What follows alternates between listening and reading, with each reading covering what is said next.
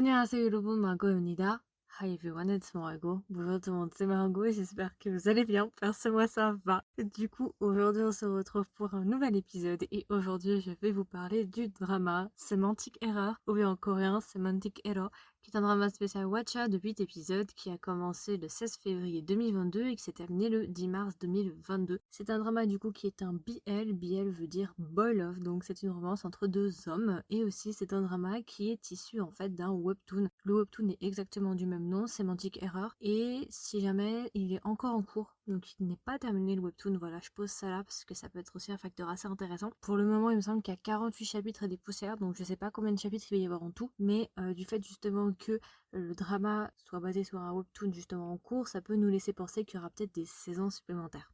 Alors du coup, comment j'ai découvert le drama? Au mois de janvier, en fait, je sais pas pourquoi, j'ai vu genre une affiche en fait disant ouais, Semantic Error arrivera bientôt. Je connaissais rien de Semantic Error, vraiment je savais juste que c'était un BL, on m'avait dit que c'était un BL, basta, je savais rien. Et j'avais vu justement que c'était issu d'un webtoon. Et je sais pas pourquoi, je me suis dit ok bah vas-y, on va regarder le webtoon. Mais de nulle part, hein. J'ai pas compris, hein. Franchement je sais pas pourquoi j'ai fait ça. Bref, j'ai lu le webtoon, j'ai vraiment adoré le webtoon, oh my god, j'ai trop aimé. Et là je me suis dit ok c'est bon, j'ai hâte de faire le drama. Et du coup bah là j'ai regardé le drama pour la deuxième fois juste avant d'enregistrer. Et du coup bah je suis de retour pour vous faire une petite version courte. Si je devais donner 6 emojis pour représenter le drama, qu'est-ce que ce serait? Premier emoji, je mettrais l'emoji d'un ordinateur pour représenter un des personnages principaux, parce que un des personnages principaux il est justement dans une faculté d'informatique. Ensuite, je mettrai l'emoji du café, parce que le café est très important dans le drama. Je mettrai l'emoji d'une palette de peinture pour représenter justement un autre personnage qui est lui en faculté de design, donc tout ce qui est artistique, dessin et autres. Je mettrai l'emoji d'une casquette, voilà, super important, si vous avez vu le drama, voilà. Je mettrai l'emoji de livre pour représenter l'université, et enfin je mettrai l'emoji de la couleur rouge, parce que la couleur rouge a une très très grande importance. D'un côté pour l'amour, mais de l'autre côté aussi pour autre chose, donc je ne vais pas vous en dire plus, je vous laisserai regarder le drama, mais la couleur rouge est très très importante. Du coup, juste avant de vous donner le résumé, je vais peut-être vous donner le casting. Juste avant de commencer le drama, quand j'ai vu le casting, parce que j'avais pas trop prêté attention avant quand il était en cours, mais là récemment j'ai regardé un petit peu, justement quand je m'apprêtais à le regarder, et j'avoue que j'étais un petit peu sceptique par rapport au couple. Au début j'étais en mode ouais, ok, je suis pas forcément à fond, et au premier visionnage, je me suis dit ah non, c'est bon, en fait, je kiffe, et au deuxième visionnage, je me suis dit ah non, j'adore. En fait, plus je les regarde, surtout pour un des personnages, plus je le regarde, plus je les regarde, plus je les apprécie en fait. Donc non, je suis quand même assez satisfaite des personnages. Ouais, clairement, c'était pas mal. Donc en acteurs principaux, nous avons Park So-ham, et Park So-ham il va jouer le rôle de Chang Jae-young, et enfin nous avons Park Jae-chan, et Park Jae-chan il va jouer le rôle de Cho Sang-woo, ou bien Sang-chu. Voilà, Sang-chu c'est son surnom, ça veut dire salade laitue, voilà. Donc ce sont nos deux acteurs principaux, il va y avoir une petite romance entre ces deux jeunes hommes.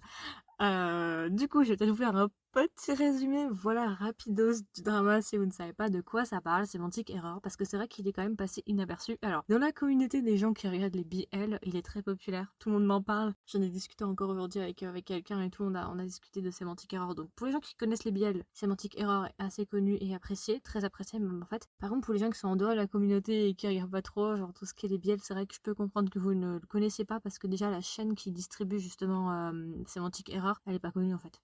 Donc c'est très compliqué déjà de le trouver. J'ai oublié de préciser, mais visiblement il est disponible sur Viki. Voilà, je pose ça là au cas où. Alors du coup, de quoi parle Semantic Error? En fait, Semantic Error, du coup, ça va être une petite romance du coup qui va se passer à l'université entre nos personnages Jang Jae-young et Cho Sang-woo. Jang Jae-young, lui, c'est un... Alors au début du drama, on comprend qu'il est sur le point d'être diplômé. Alors je sais pas si c'est diplôme de licence ou de master, mais on comprend qu'il est beaucoup plus vieux. Et lui, il est en faculté de design, ok? Et visiblement, on comprend aussi que c'est quelqu'un d'extrêmement talentueux, qui a pas mal voyagé dans sa vie et justement qui a beaucoup d'expérience. Et en tout cas, dans le milieu dans lequel il travaille, il a de l'expérience. Et de l'autre côté, on a le personnage de Cho Sang-woo. Cho Sang-woo, lui, il est plus jeune, du coup c'est un Hubei, et lui il est dans une faculté du coup d'informatique. Dans le drama il y a vraiment un sens de hiérarchie qui est assez présent, donc Sanbei c'est alors Sanbei c'est un honorifique que tu vas utiliser quand tu es par exemple à l'université, mais ça peut être aussi au travail, quand tu es dans un milieu où il y a une personne qui est plus expérimentée que toi et qui connaît plus et qui est là depuis plus longtemps que toi, tu dois l'appeler Sanbei, et en contrepartie du coup une personne qui est plus vieille et qui s'adresse justement à une personne plus jeune dans le même milieu que cette personne là doit l'appeler un Hubei. Donc du coup Jang Ji-young c'est le Sanbei de Cho Sang-woo, et Cho Sang-woo c'est le Hubei de Jang Jae-young. Donc voilà, donc ça va être une petite romance entre ces deux personnages-là. Et en fait, ce qui va se passer, c'est que, je vous explique pas pourquoi, mais au début du drama, ce qui va se passer, c'est qu'il va y avoir en fait un gros malentendu entre Cho Sang-woo et Jang Ji-young. En fait, c'est même pas un malentendu, c'est qu'ils vont partir vraiment du très mauvais pied. On va dire que pour une certaine raison, je vous dis pas trop pourquoi, mais en gros, Cho Sang-woo va empêcher Jang Ji-young d'être diplômé en fait. Ouais, il est responsable en fait du retardement de son diplôme. Et justement, à partir de là, ça va très très mal partir entre les deux. Et justement, Jang Jae-young, il va tout faire pour retrouver Cho Sang-woo parce qu'il sait pas à quoi il ressemble. Au début, ça va être une relation assez compliquée entre les deux. Et puis au fur et à mesure, on va les voir progresser, on va voir leur relation justement évoluer. Voilà, j'en dis pas plus. Donc voilà, ça va être leur romance. On va les suivre ensemble. En fait, c'est assez intéressant parce que le drama est construit en fait sur deux personnalités extrêmement différentes. On a Jang Jae-young qui est plutôt justement assez ouvert d'esprit, qui se prend pas vraiment la tête. Et de l'autre côté, on a plutôt Cho Sang-woo qui est extrêmement rigide, qui parle à personne en fait, qui est pas du tout sociable, qui est toujours enfermé sur lui-même, qui est le premier de sa classe, ça c'est vrai, mais on va dire qu'il est très rigide quoi. C'est un peu un ISTJ si vous voulez.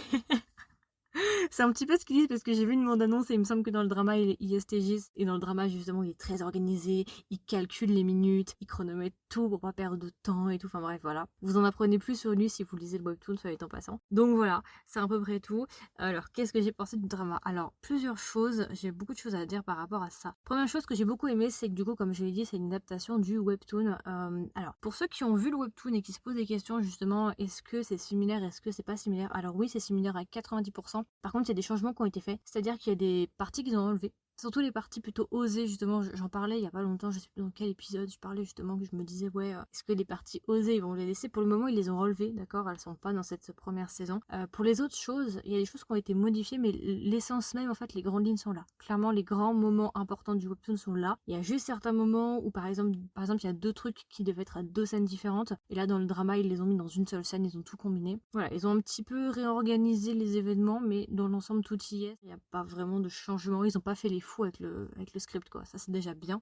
J'ai beaucoup aimé l'alchimie qu'il y a eu entre les deux personnages. Vraiment. Je l'ai pas dit avant, en fait, mais je pense clairement que c'est le meilleur BL coréen qu'on puisse trouver actuellement. Vraiment. J'avais bien aimé précédemment Light on Me, mais là, Semantic Error, c'est clairement un autre level. Entre nous, c'est le numéro 1. Et ça fait partie des meilleurs, tout pays confondus, en termes de BL. Vraiment. Celui-là, je vais m'en souvenir pendant longtemps. En plus, il y a le webtoon que j'aime énormément, donc je vais le continuer aussi à côté. J'espère sincèrement qu'il y aura une saison 2, et je pense qu'il y en aura une en vrai, parce qu'il y a vraiment eu un très très grand succès quand même pour Semantic Error. En tout cas, pour les gens qui suivent un petit peu le monde des BL. Donc non, j'ai beaucoup aimé l'alchimie. On sent qu'il y a un truc, et ce qui est bien, c'est que le problème aussi dans les dramas coréens BL, c'est que très souvent, les acteurs, ils sont pas forcément toujours sérieux.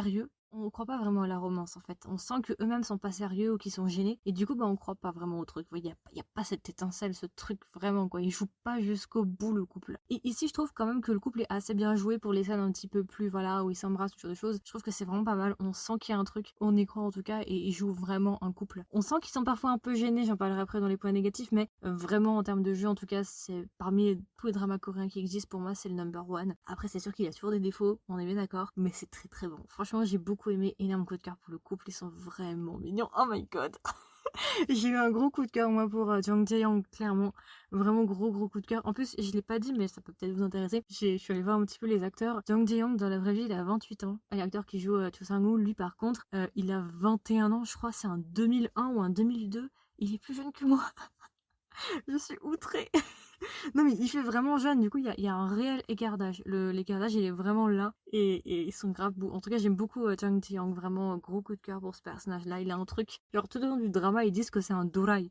Un dorai c'est quoi? C'est un taré en fait, c'est un fou. Vraiment gros coup de cœur pour ce couple et pour ce personnage là en particulier. J'adore la musique, il y a une des musiques que j'aime beaucoup. Pour vous donner une référence, la scène où Jang Ji-young il s'apprête justement à rencontrer Cho Sang-woo pour la première fois, il descend des escaliers à un moment puis il danse dans les escaliers, j'en dis pas plus mais voilà, il y a une musique particulière qui revient. J'adore cette musique. Là, ça fait 2 jours ou 3 jours que je l'écoute non-stop. Voilà. Si vous voulez, je peux vous la donner. Ça s'appelle Romantic Devil, donc romantique avec un C et Devil D-E-V-I-L, donc diable. Et c'est fait par Coldin, C-O-L-D-I-N. Vraiment, cette musique, je l'écoute en boucle. Oh my god, elle est trop bien, elle est trop de bonne humeur. Voilà, et dernier bon point avant qu'on entame un petit peu sur les trucs un petit peu plus négatifs.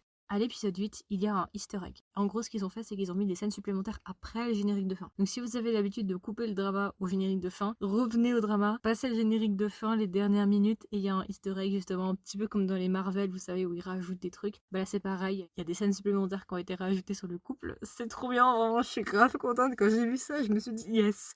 En fait, j'avais une petite larme à l'œil, j'étais en mode j'apprécie l'effort qui a été fait.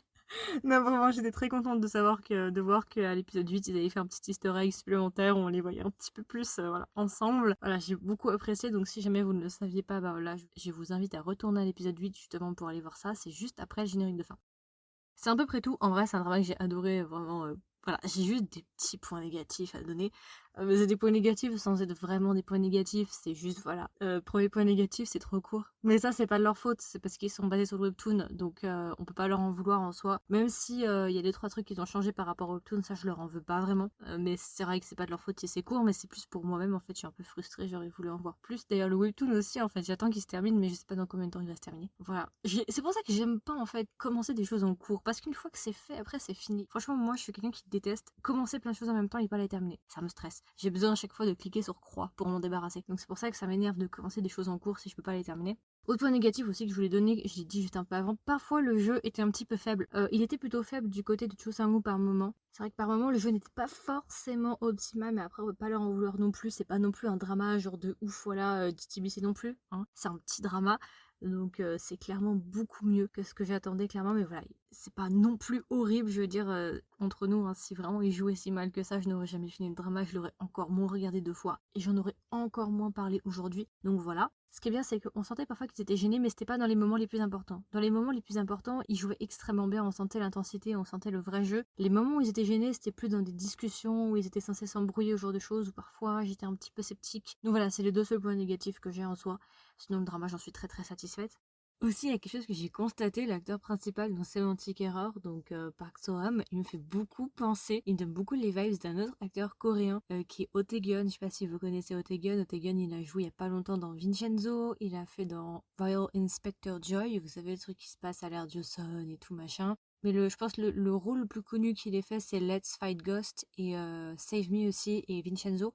À chaque fois que je le vois sourire, ça me fait tout le temps penser à Otegun. Voilà, fun fact. Et quelque chose aussi que j'ai constaté il y a pas longtemps, parce que j'ai vu passer un petit peu sur les réseaux sociaux, mais c'est incroyable. Le casting de Semantic Error, les 2 acteurs, d'accord, principaux, sont parfaits. Sont les rôles parfaits pour une adaptation du webtoon Painter of the Night. Je sais pas si vous connaissez le webtoon Painter of the Night. Ok, c'est un webtoon coréen BL qui se passe à l'ère Joseon. Si tu connais Painter of the Night, toi-même tu sais. Franchement, est-ce que vous pensez pas que les 2 personnages de Painter of the Night, c'est les copies conformes des acteurs de Semantic Error? Non mais sérieusement, genre allez taper Painter of the Night, Painter, espace OF, espace THE, espace NIGHT, Painter of the Night.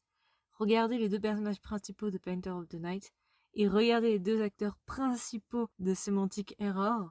Mais ils sont parfaits. Genre, tu peux pas trouver un meilleur match que ça. Mais là, j'avoue que je visualise totalement. Mais my god, je suis choquée quand j'ai vu ça. J'étais outrée.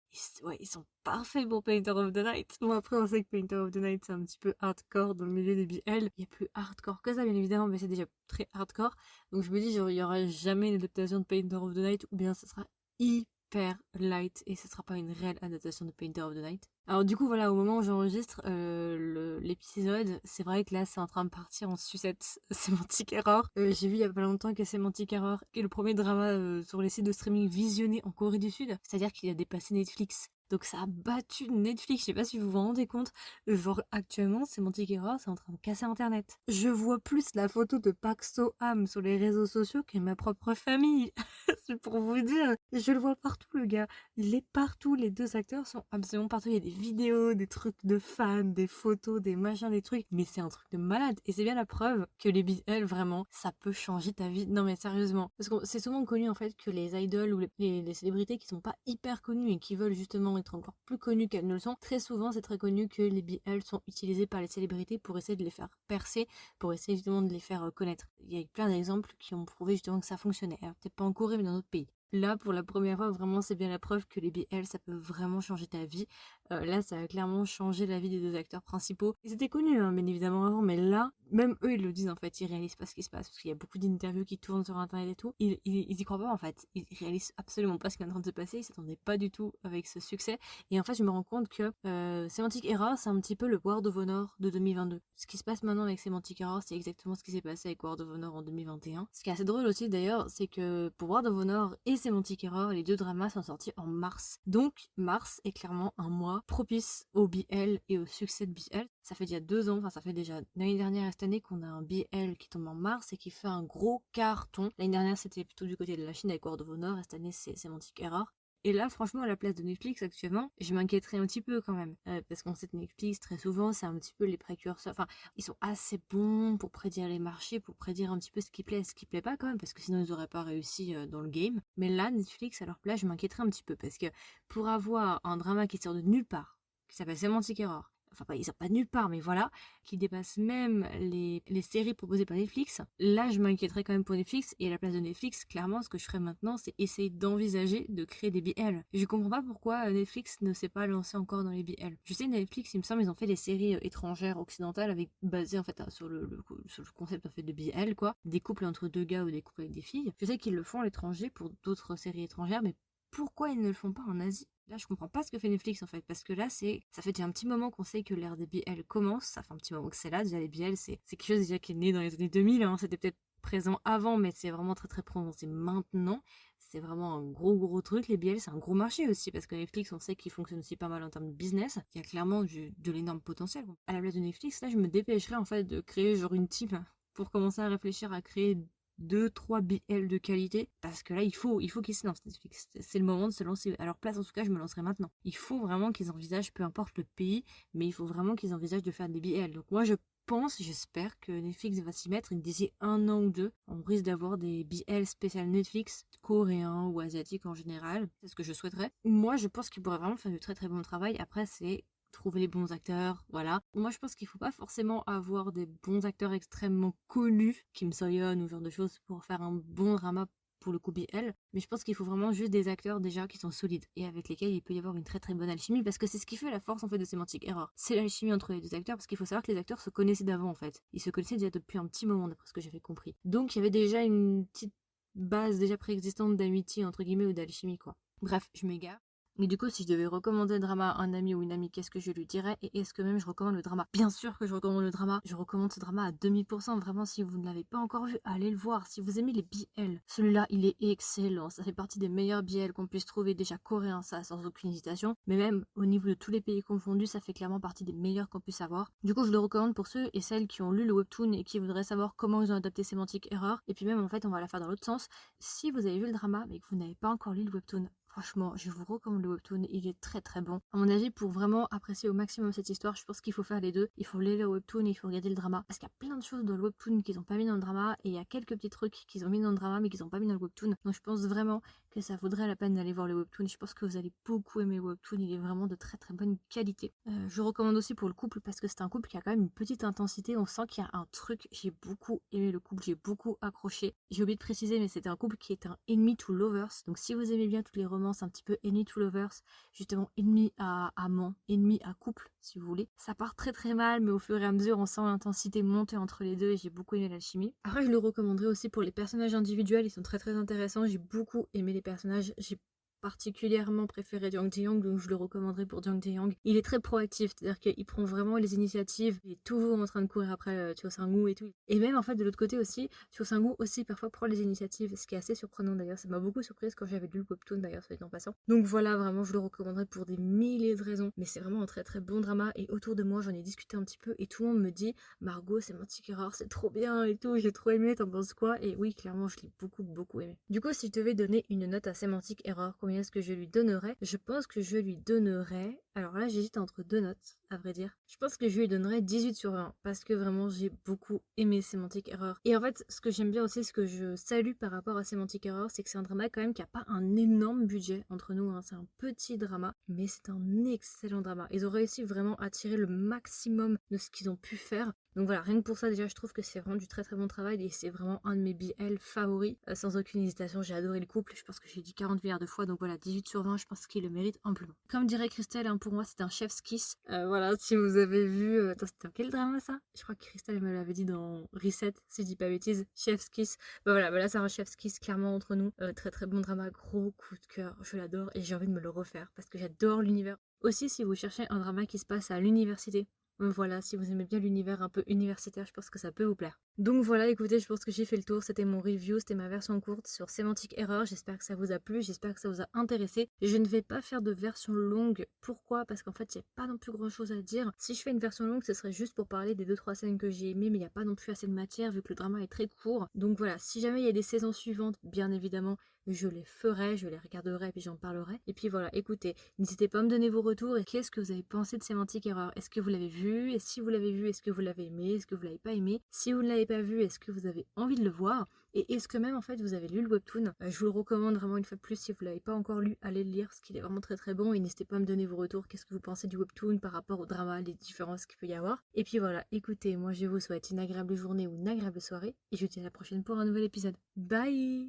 Du coup, vous pouvez trouver gratuitement ce podcast sur Spotify, Apple Podcast, Google Podcast, Deezer et encore. Si jamais vous écoutez ce podcast sur Spotify, maintenant sur Spotify, vous avez la possibilité en dessous de chaque épisode de répondre à différentes questions ou de répondre à des sondages. Donc si vous voulez commenter, donner votre avis, n'hésitez pas à swiper vers le haut. Si ça vous intéresse, le podcast possède aussi un compte Instagram. Donc si jamais le compte Instagram c'est Kedrama avec un S, tiré du bas Margot avec un O. Et enfin, le podcast possède un Discord. Donc si ça vous intéresse, je vais laisser un lien du Discord sous chaque épisode. Comme ça, vous pourrez directement venir nous rejoindre sur Discord pour qu'on discute ensemble.